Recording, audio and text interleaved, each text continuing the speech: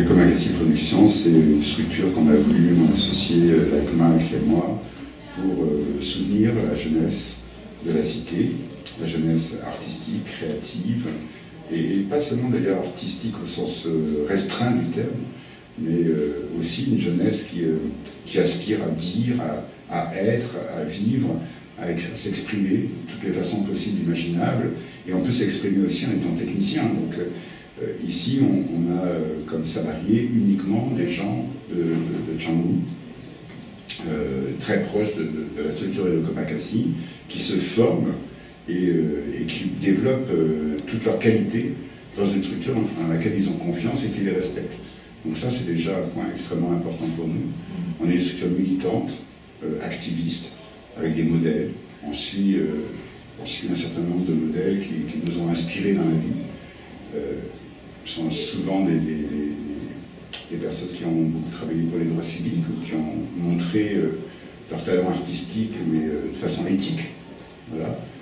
C'est une structure porteuse de valeurs, puisqu'elle défend ceux qui sont les plus opprimés, en fait. Hein. Elle va avoir des propos contre le phénomène des enfants des rues, contre l'exploitation des femmes, contre la mauvaise image qu'on peut donner d'une cité, d'une ville, d'un pays. Voilà, donc on essaie de défendre une belle image de la RDC. On est une structure qui veut aussi participer à la renaissance de la musique congolaise. Moi, je suis un enfant africain qui a vécu mon enfance au village en Côte d'Ivoire. Et à l'époque, on n'écoutait que la musique congolaise. En général, je laisse la... si tu prends... Non, une photo d'équipe. Il y a plutôt d'heure, non? Oui. Hein? Oui. Et voilà. Une affaire qui tient à une mauvaise organisation du secteur culturel et du secteur de la musique. Hein. On essaie de remettre la musique congolaise sur les rails et la faire entendre ailleurs.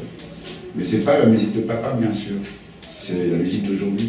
La musique de la cité, la musique des jeunes, la musique que nous appelons la musique urbaine, et qui est d'une très très grande variété. Ça va du rap au slam, en passant par le R&B, par des formes qu'on ne pourrait même pas qualifier, parce qu'il y a des formes tout à fait nouvelles, et puis elle peut puiser, bien sûr, encore dans la rumba ou dans la musique traditionnelle, mais avec des instrumentations qui sont modernes, avec des rythmes nouveaux, avec des paroles différentes, etc. Et des paroles engagées. Et nous sommes auprès des artistes qui défendent leur environnement, qui défendent leur famille, qui défendent les mamans qui vendent des micatés pour envoyer les enfants à l'école, pour payer des minervales. Voilà, cette jeunesse qui peut s'engager dans des causes justes et donner du courage au reste de la société quinoise.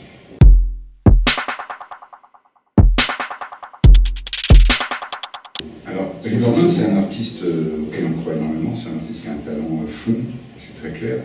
Moi, je ne sais pas s'il y a un premier artiste, et si un premier artiste est mon associé, hein, bien entendu, puisque au départ, l'histoire de l'Ecomakassi est partie de la rencontre entre un producteur que j'étais et un artiste qu'il était, même si de ce côté, il a été également producteur en Corée du Sud. Mais il n'y a pas de premiers artistes, et il y a des artistes qu'on aime énormément, qui ont chacun un propos, qui ont chacun un propos, qui ont quelque chose à dire de façon très différente. Et voilà, il y a Orat, il y a Oliver Mann, il y a Laïkmak, bien sûr.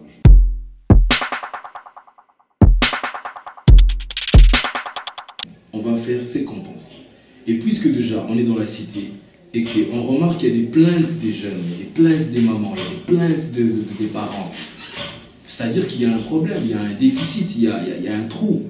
On ne sait pas, il y a beaucoup de structures peut-être. Il y a des structures qui sont là, mais bon, qu'est-ce qu'ils font? Ça, on ne sait pas exactement.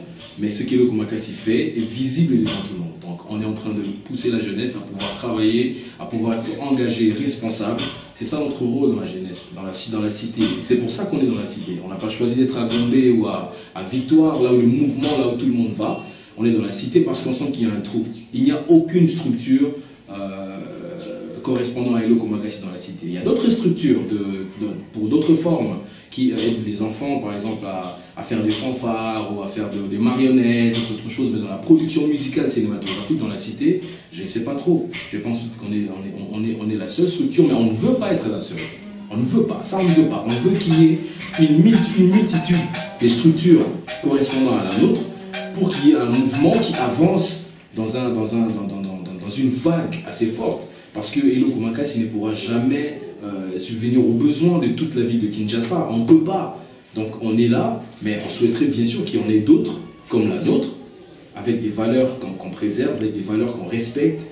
Tu vois, par exemple, la question des femmes, la question des enfants, la question de la justice et tout ça. On voudrait bien qu'il y en ait d'autres. Mais en tout cas, s'il y en a d'autres, bon, nous on est à Massina, on préférait qu'il y en ait d'autres à Lemba ou à, je sais pas, à Mongafula, tu vois. Voilà, on est là, c'est ça. Merci.